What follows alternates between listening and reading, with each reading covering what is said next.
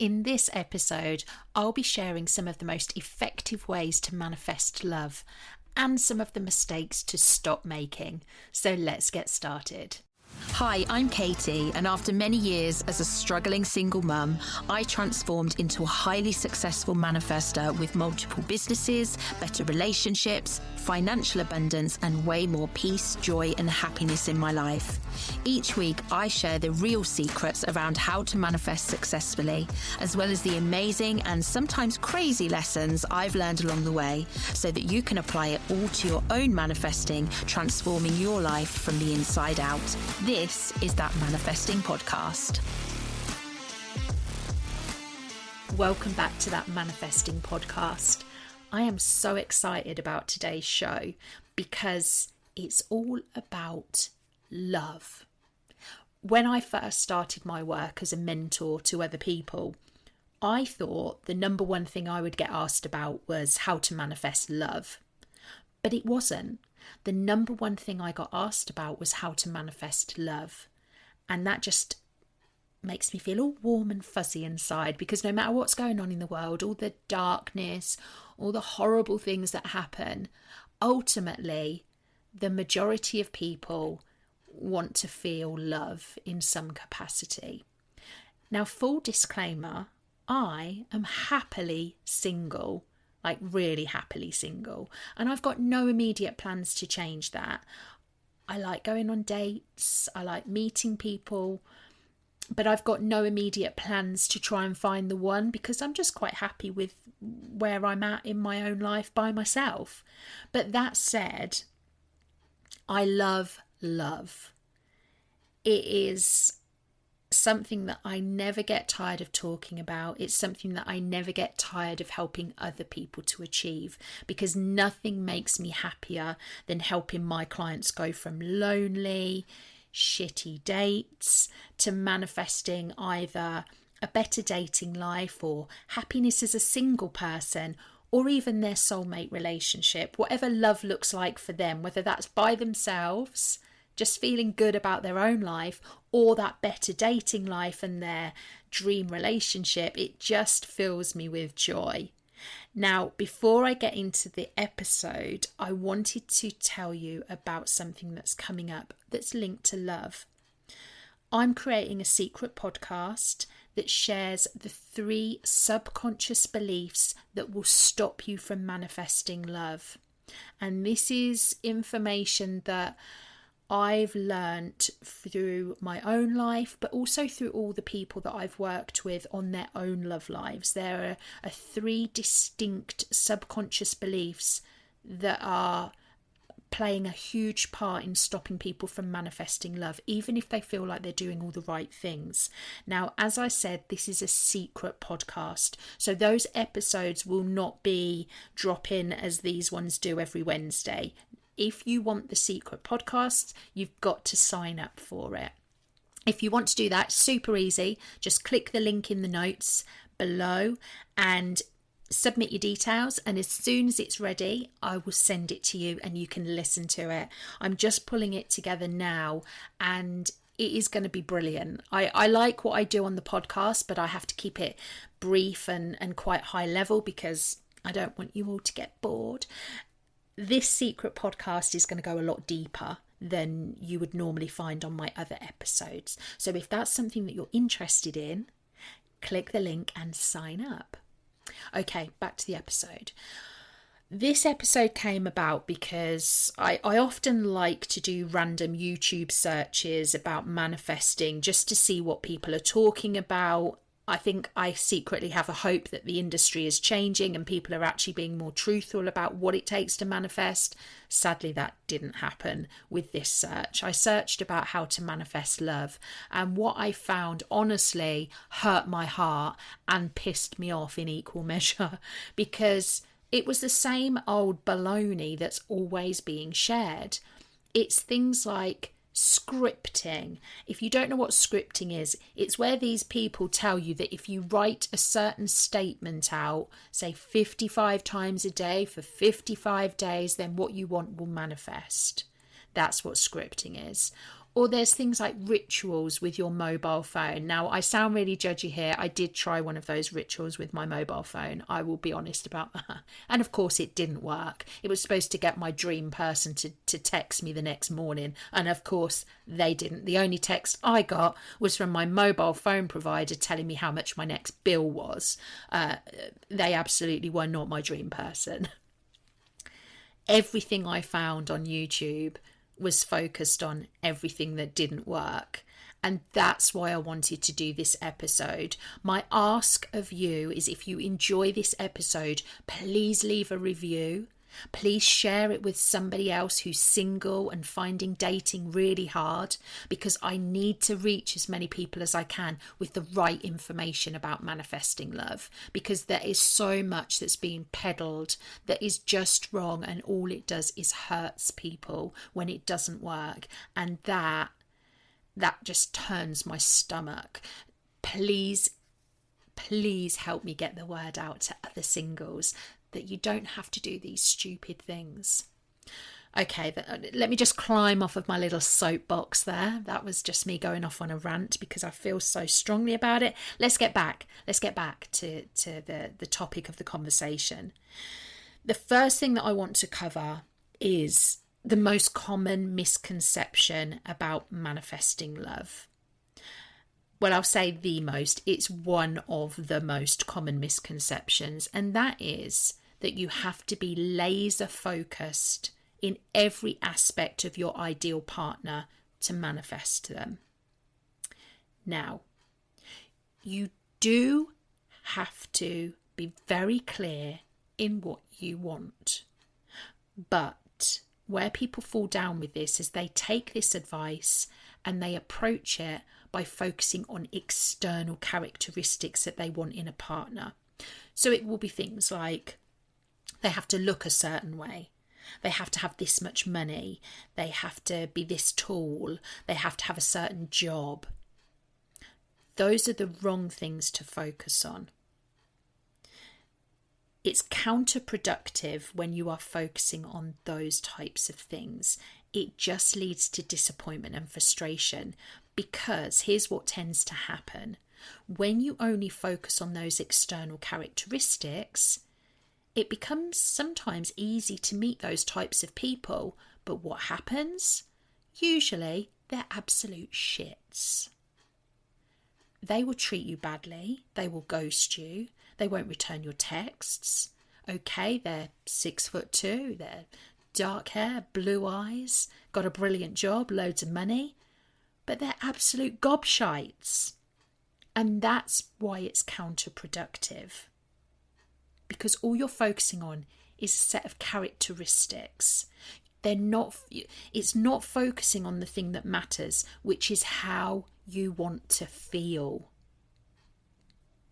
That's what's important in a relationship. How do you want somebody to make you feel?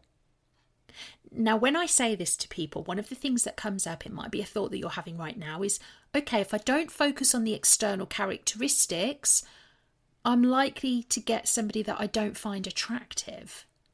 But that's where you're wrong.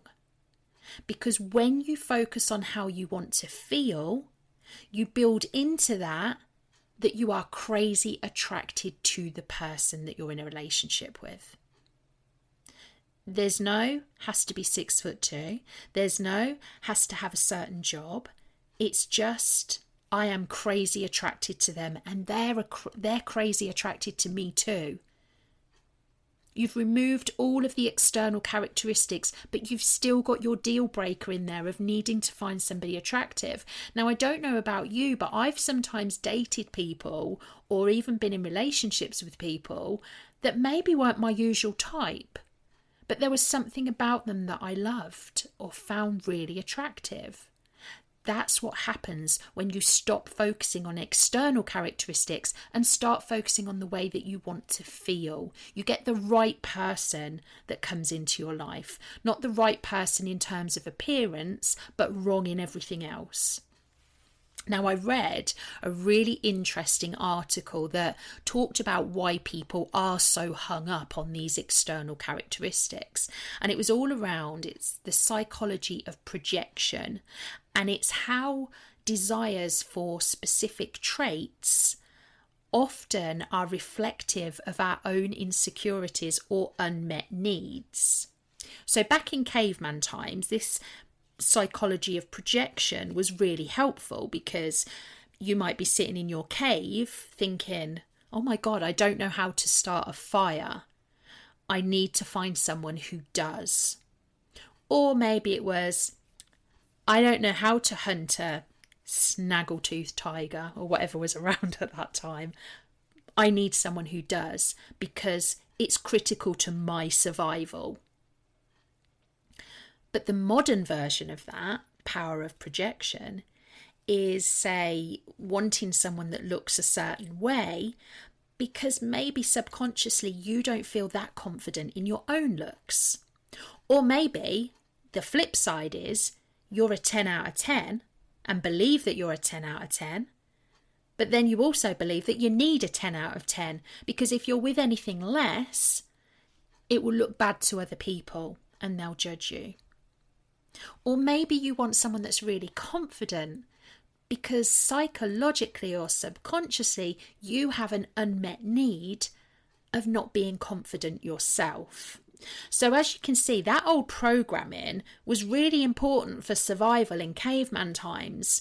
But in today's world, it's evolved and it's starting to reflect more people's own insecurities, either in themselves or about what other people will think.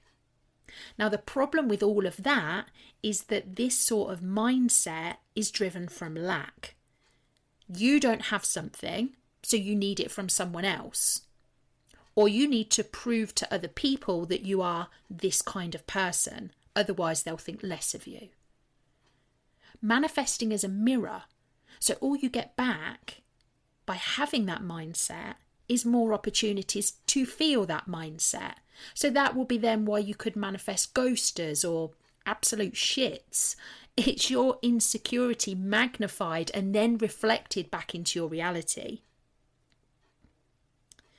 The danger of focusing on external characteristics is that you're just leaving everything else, the most important thing, the way they make you feel, to chance, because all you're focusing on manifesting is that certain look, that certain job, that certain amount of money.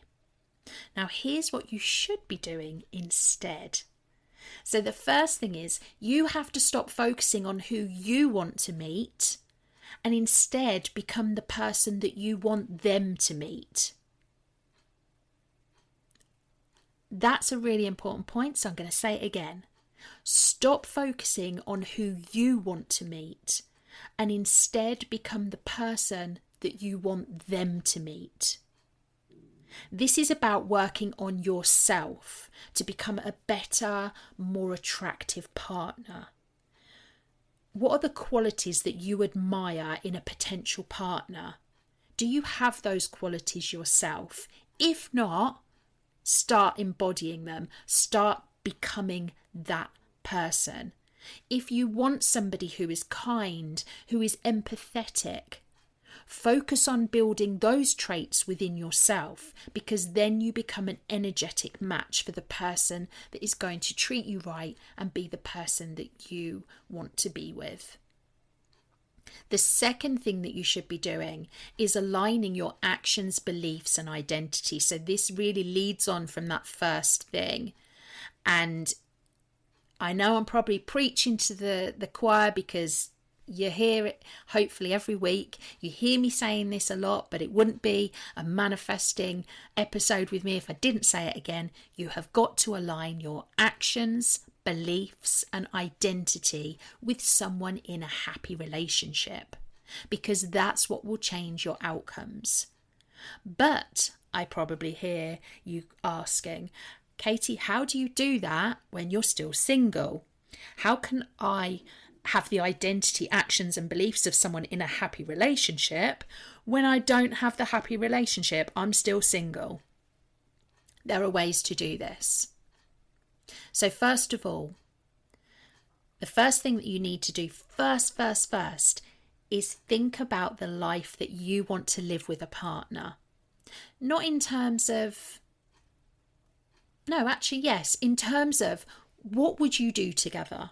What sort of life would you have with each other? For example, if you imagine a healthy lifestyle with your partner, do you have that healthy lifestyle now? If you do, great. Look for something else. Maybe you envision with a partner going out every week for dinner together, having a nice dinner, getting dressed up, doing those things. Are you going out every week right now, taking yourself out for dinner? Look, I'm acting all like I'm like preachy here because I have now taken myself out for dinner. As you know, this took me a long time to do, but I do it now. You have to date yourself. You have to do the things for yourself that you want to do in a relationship. That's how you start to align your actions with someone in a happy relationship. For your beliefs, if you want to align your beliefs with someone in a happy relationship, this starts with identifying what your core beliefs are right now about love and relationships. Are they positive or are they negative? If you're living in a world of relationships are hard, my previous relationships were crap, I never find anybody, then you're not in alignment with somebody that's in a happy relationship. So that needs work. When you can start to take these steps, then not only are you becoming an energetic alignment for somebody you're meant to be with or the people you're meant to date that will give you a better dating experience, you also become more happy yourself. Now, doing this was what led to me being happily single. I went into this work that I'm sharing with you today thinking I need to manifest a relationship. And that's why I'm going to do this, because that's what I want. But actually, when I started living the life of somebody in a happy relationship, but without the happy relationship, it actually turned my whole life around. And I realised, do you know what? I'm actually really happy by myself. And that's a powerful place to be. Because now, when I date, when I talk to people, it's just from a position of, this is somebody new to talk to. It's not from that air of I've got to make this work because I'm trying to manifest a relationship. And that's the beauty of becoming the person in a happy relationship without the relationship, because you set yourself free of that internal battle to try and find somebody. And that leads me on to the next section of this show, which is the common mistakes to avoid when manifesting love. And the first one is what I've just started speaking about, which is stop the stress of meeting the one. There is so much pressure and expectation around being in a relationship. I still get it now. I don't know if you do, if you're single, where I will go to a family party or I might go out for drinks with people that I haven't seen for ages. And one of the things that they are so caught up in is this single stigma. Why are you still single? Why haven't you met anybody yet? Oh, you must be so lonely. You must be so sad. Da da da da da da. Blah de blah de blah. Shut up. I'm joking. I'm not joking. No, I am. No, am I joking? No, I'm not joking. I think it's really sad that so much of our worth in society is around these pressures to find the perfect partner. And that drives a lot of people to take that on as their own burden. Like, I've got to meet the one. And then you've got on top of that, like the stress of dating apps. You know, you put yourself out there, you write a bio and you're thinking, does this really talk about how great I am? And then you think, well, nobody reads it anyway, who cares? And then you decide, which photos should I put out? Does this look good? Does this show me in my best light? And it's so much stress. Then you match with somebody, maybe. And you've got the stress then of, oh God, how do I sound interesting in a conversation? What if they think I'm boring? What if they think I'm dull? Should I reply quickly? Should I wait? All of these massive things come up in your mind. And then, God forbid, if you actually go on a date, you then start the thing of, what if they think I don't look like my picture? What if they think this? What if the chat's dry? And again, it's all of this stress. What if they don't think I'm good enough? My invite to you, if that all sounds familiar, is just stop the stress of meeting the one. Focus on enjoying the process. Enjoy the process of putting yourself out there and meeting new people. Most of the people you talk to or even date are not going to be your dream partner, and that's okay. Because you'll go out on dates, you'll meet people, and they will either be the partner that you want, or they will give you the lesson that you need to get you closer to your soulmate. And that should feel exciting. Just stop thinking too far ahead. Reframe dating as an opportunity for growth and learning, because everything you learn is getting you closer to the person you're meant to be with.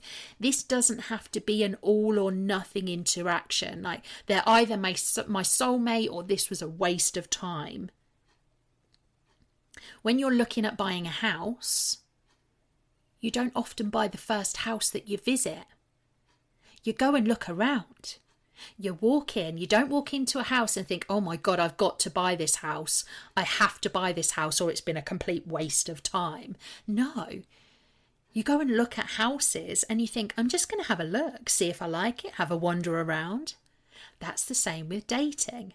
Approach it the same as you would do house searching. Walk into the date, have a look around, see if you like it. Maybe you won't, but you'll know why you didn't like it. So when you go and look at the next house or go on the next date, you're a little bit closer to being really clear in what you're looking for in terms of somebody's values or their beliefs or anything that gets you closer to that is positive. But also, stop putting it all on the date. What have they got to do to make me happy? What have they got to show that means I want to be with them? Focus on yourself. How did you show up in the date? What have you learnt about yourself with each date? How can you evolve to become more like the person that you want to attract? When you're in that state of flow and you're relaxed about dates and you just see them as an opportunity to have a look around and maybe learn something new about yourself, that makes you more attractive because there's no lack.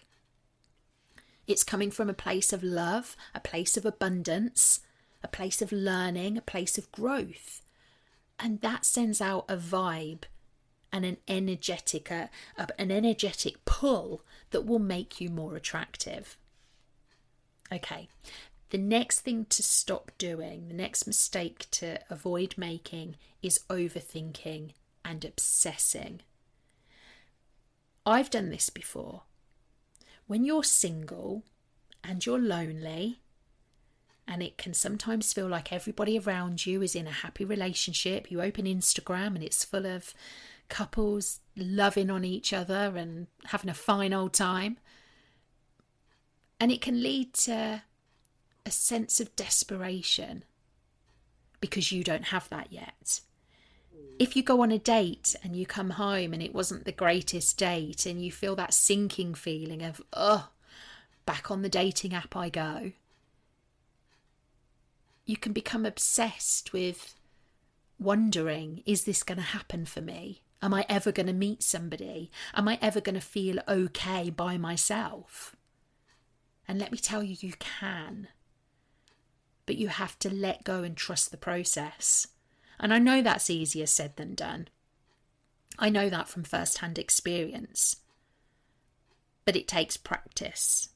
It takes practice to let go. It takes practice to trust the process. And it goes back to what I was just talking about, which is enjoy the journey. Because one day, if you do all these things, you're going to be sat there watching TV, holding hands with your loved one.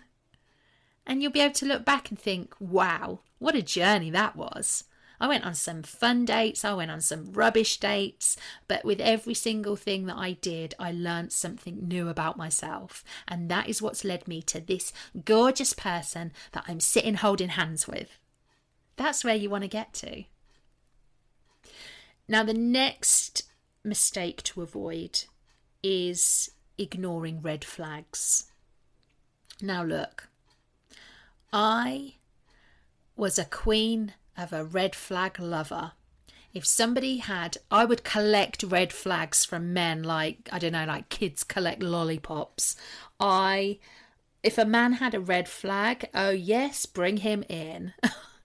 Thankfully, that is not the case now. This may seem obvious, but I'm going to say it. Maintain your high standards and do not settle for less than you deserve. Do not make excuses for people, particularly people that you've only just met. I speak to people so much and they will go on a date and they will say, oh, he was half an hour late, and then he just talked about himself for the whole time. It wasn't great, but he was really attractive. I really liked him. And I think maybe he was just nervous and da-da-da-da-da. No, there's a difference between somebody being nervous and somebody only really caring about themselves to the point where they don't see enough value in you to even turn up on time. Red flag. Don't ignore red flags, because what you're doing is you're lowering your standards. And when you lower your standards, you open the door for all these other men to come running through with all their red flags, handing them to you. Don't ever, ever lower your standards. Again, to reinforce, this is not standards in terms of how somebody looks or the job that they have. It's standards in how they treat you. The behaviours that they show, the characteristics that show the type of person they are. Never settle for any less than your own standards. I felt like a little bit like a mum then, telling her kid off. Hope that didn't feel that way. It's only because I've done it so many times, ignored every red flag, or magically turned them into a green flag when they were still a massive red flag. That's why I'm so passionate about that point. Okay, the final mistake to avoid making is please stop comparing yourself to other people. Especially in this age of social media, dating apps, it is so normal to compare yourself to other people, but it's so dangerous for your peace of mind and your manifesting ability. Comparison is the thief of joy. Comparison will take everything that you feel good about and just stamp on it. Stay in your own lane. Stay focused on your goals. Stay focused on your personal growth. Stop comparing yourself, because particularly, I'm sure you know this, but particularly online, nothing is what it seems. I have seen so many supposedly happy couples sharing beautiful photos together, and literally within a few days, they've split up. People only show you what they want you to see online. So please stop comparing yourself. Okay. That just about covers everything that I wanted to share today about effective ways to, or to not, manifest love. Just remember, manifesting love is an inside job. It all starts with you. It's not about the other person. It's about you raising your standards. It's about you becoming the person that you want to be in a relationship with, because that's how you will attract them. And you might, just might, do all of this work and discover, like I did, that actually it's not so bad being single, and you can live a beautiful and happy life, and that desperation and that need to be with someone just disappears. And you can just enjoy your life, and you can enjoy dating, and there's no weight on the shoulders anymore. So never forget, manifesting love starts with manifesting love in yourself, for yourself. That's where it starts. So that's it for today's episode. Thank you so much for joining me. If you've enjoyed listening, I'd be so grateful if you'd subscribe and leave a review, because it really does help me to reach more people. I've left some links in the show notes so you can connect with me, or you can grab one of my manifesting resources. Until next week, sending you lots of love, light and manifesting vibes.